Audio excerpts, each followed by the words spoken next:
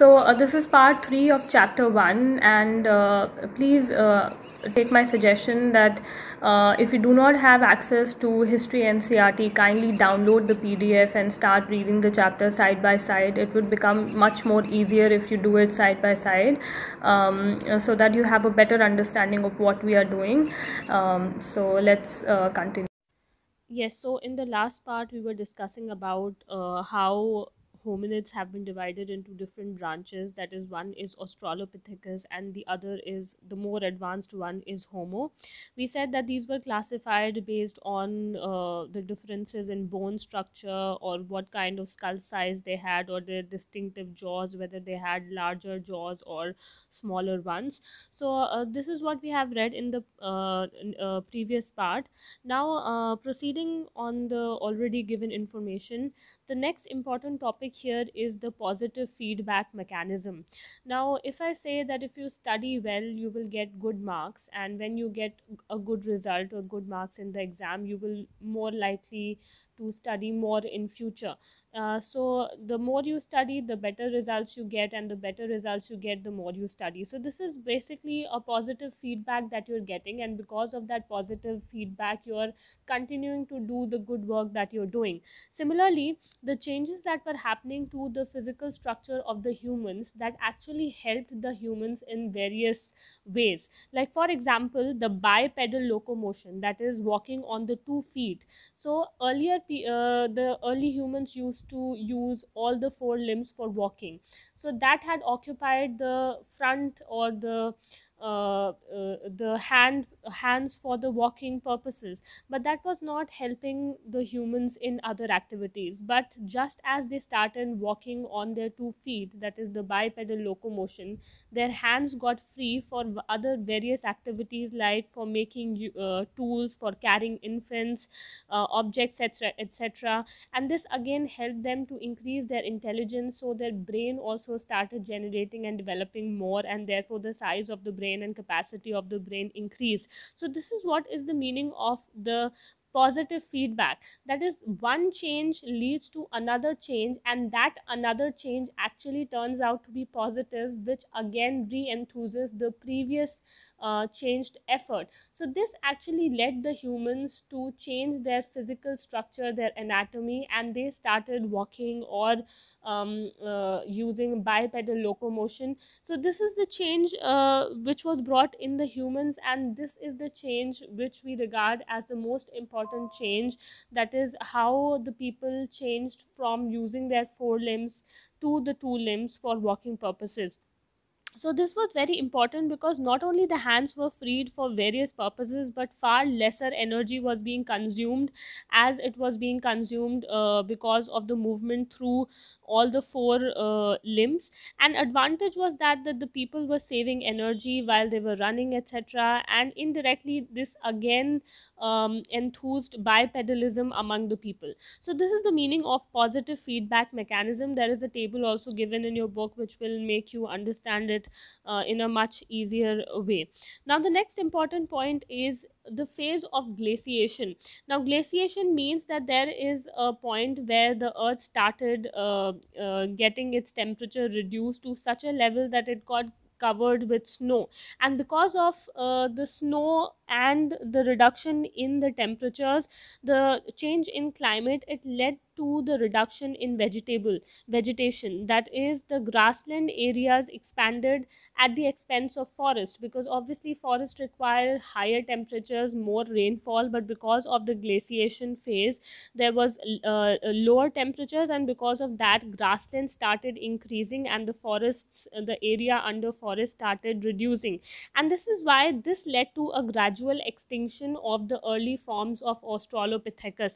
So we have already studied that before Homo, Australopithecus was the most important branch of humans that were existing. So these Australopithecus could not survive. You must have heard about law of survival.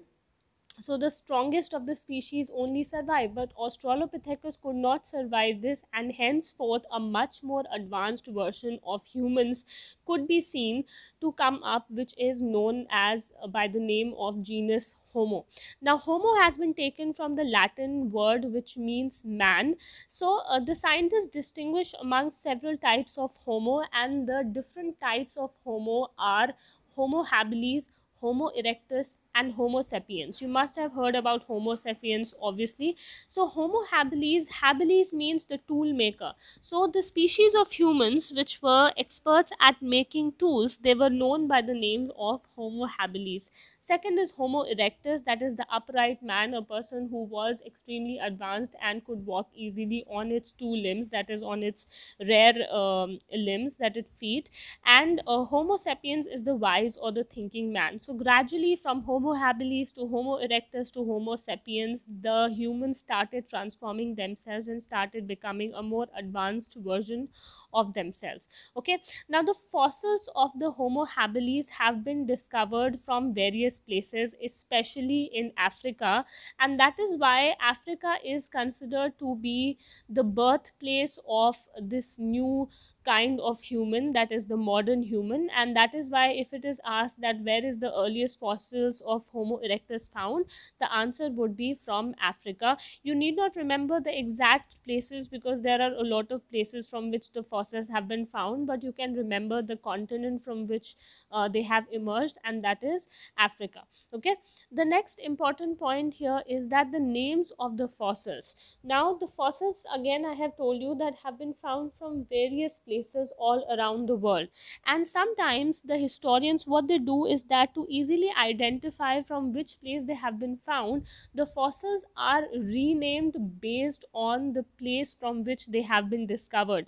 Like for example, there is a city in Germany which is named as Heidelberg. So the fossils that have been found from this city, they have been renamed as Homo heidelbergensis. And another place is the Neander Valley. So the fossils which have been found from the Neander Valley, those fossils are known as Homo neanderthalensis. Okay, so these are the earliest fossils which have been found, and both are from Europe. Obviously Germany is in Europe, so both have been found from Europe. So both belong to the species of archaic Homo sapiens, that is, they are the older or the ancient versions of today's Homo sapiens. So the fossils of Heidelbergensis have a wider distribution, that is, they have been found from Africa, Asia, Europe, all of those continents, and similarly for Neanderthals also. Now in the end we can say that we can conclude this topic by saying that Australopithecus and Homo are not very different from each other. They are quite similar, but based on the advancements that Homo have seen over Australopithecus, they can be distinguished from the Australopithecus. So what are the advancements? The first important advancement is that Homo had a larger brain. Larger brain means that they must have had a better, more intelligence and a better memory. Second important difference is that their jaws had a reduced outward protrusion. Now I have already told you that Australopithecus used to have larger jaws, while the Homo, their jaw size was restricted because by this time the humans started doing agriculture, and therefore they need not have such large jaws. And secondly, the Homos also had smaller teeth as compared to the Australopithecus. So all these changes that were brought in the physical structure, anatomy of the humans over Australopithecus, you can say it is because of the differences that they had in their dietary habits. As and when the diets of the early humans started changing, their physical structure also started changing, adjusting itself to the new changes that the modern humans were seeing in themselves. Okay, so this is the most important part in this chapter, that is the existence of humans and how it came into being, what kind of changes were brought in the physicality of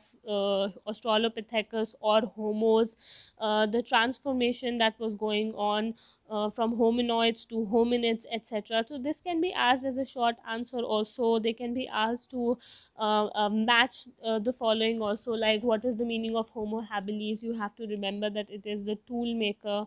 Or they can ask short answers also, like what is the definition of primates? So this is all about this topic. We will carry on with this topic in the next part. Apart from that, there are certain important atlas points which must be remembered.